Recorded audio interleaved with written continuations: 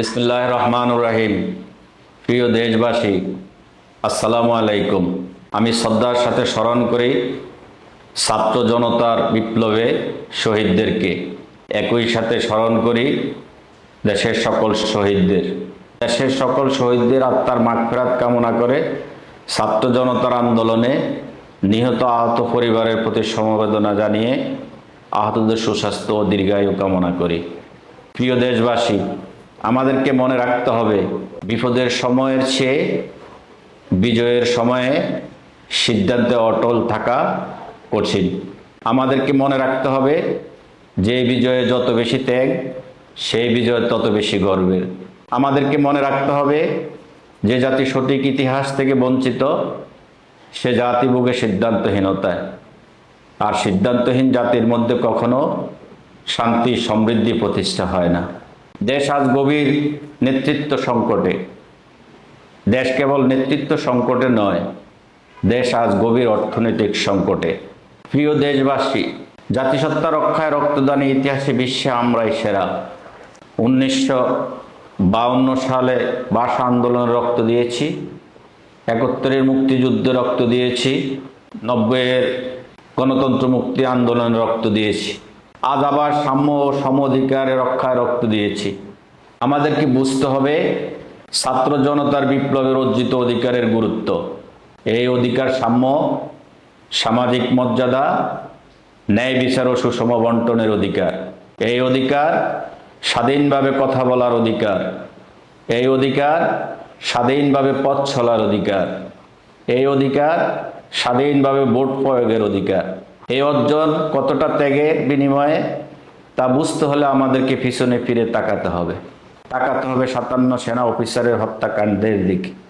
ইতিহাস খুঁজে দেখুন, পৃথিবীর কোনো যুদ্ধে এত আর্মি অফিসার নিহত হয় নাই। আমার আর্মি অফিসারদের লাশ কেন আগুন দিয়ে পুড়িয়ে দেওয়া হলো? সন্ধ্যার পর পিলখানার লাইট অফ করে অপরাধীদের পালিয়ে যাওয়ার সুযোগ করে দিল কে? 96 শেখ হাসিনার নেতৃত্বে আওয়ামী লীগ সরকার গঠন করলো। তখন জাহানারা ইমানের নেতৃত্বে গাদানি কমিটি যুদ্ধ অপরাধের বিচারের দাবি তুলে আন্দোলন করলো। তখন কেন শেখ হাসিনা সরকার যুদ্ধ অপরাধের বিচারের সিদ্ধান্ত নিলেন না? যুদ্ধ অপরাধের বিচারের নামে জামাত ইসলামের উপর চলল গণহত্যা, জেল, জুলুম, গুম, খুন।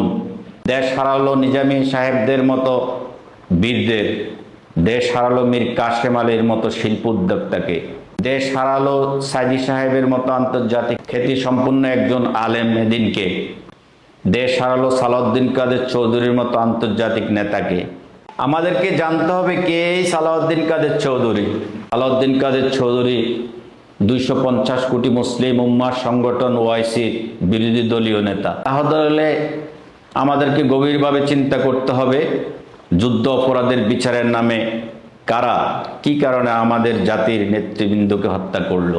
আমাদেরকে ফিরে তাকাতে হবে কিয়ামতের আলামত তৈরি করে হেফাজত ইসলামের হত্যাকাণ্ডের দিকে। বিএনপি নেতা ইলিয়াস আলী, চৌধুরী আলম সহ হাজার হাজার নেতা জেল, জুলুম, গুমের শিকার। বিএনপি নেত্রী, মা মাটি মানুষের আপসহীন নেত্রী বেগম খালেদা জিয়া জেল জুলুমের শিকারে, উন্নত চিকিৎসার অভাবে মৃত্যু শয্যায়। বিএনপি নেতা তারেক রহমান দেশ ছাড়া। দেশের রাজনীতি, সমাজনীতি, অর্থনীতি, শিক্ষা, সাহিত্য, সংস্কৃতি সকল কিছু ধ্বংসের পঞ্জীভূত ক্ষোভের বহিঃপ্রকাশে ছাত্র জনতার আন্দোলনের ফসল আজকের অর্জন। এই ত্যাগের অর্জনে অংশীদারদের কেউ কাউকে খাটো করে দেখার সুযোগ নেই। বিজয় অংশীদারদের খাটো করে দেখলে বিজয় বিপন্ন হয়ে ত্যাগ বিফলে যায়। অন্তর্বর্তীকালীন সরকারের প্রধান উপদেষ্টা ডক্টর মোহাম্মদ ইউনূস ছাত্র জনতার সমন্বয়কদের উদ্দেশ্যে বলেন, এই সুযোগ হাতছাড়া হলে বাংলাদেশ নামক কোনো রাষ্ট্র পৃথিবীতে থাকবে না।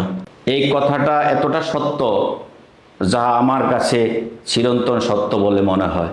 তাই আমি দল, মত, ধর্ম, বর্ণ, গোত্র নির্বিশেষে দেশবাসীর প্রতি আহ্বান রাখলাম, এমন কোনো কথা, এমন কোনো কর্ম করবেন না যাহা বললে, যাহা করলে অর্জিত সুযোগ হাতছাড়া হবে। অর্জিত সুযোগ হাতছাড়া হয়ে বিশ্ব মানচিত্র থেকে বাংলাদেশ নামক মানচিত্র বিলীন হয়ে যায়। প্রিয় দেশবাসী, যখন ঘুমের ঘোরে আবু সাঈদ এসে বলে, বাবা ওষুধ খেয়েছ? ঘুম থেকে উঠে যখন দেখে আবু সাঈদ নেই, তখন ইচ্ছে করে আবু সাঈদের নিকট চলে যায়। প্রিয় দেশবাসী, যখন ঘুমের ঘোরে মীর মুগ্ধ এসে বলে, বাবা পানি খাবে? ঘুম থেকে উঠে যখন দেখে মীর মুগ্ধ নেই, তখন ইচ্ছে করে মীর মুগ্ধের নিকট চলে যায়। এতক্ষণ পর্যন্ত আমার আলোচনা শোনার জন্য ধন্যবাদ জানিয়ে আগামী পর্ব সংস্কার শোনার আমন্ত্রণ জানিয়ে আজ এই পর্যন্ত। আল্লাহ সকলের সহায় হোক।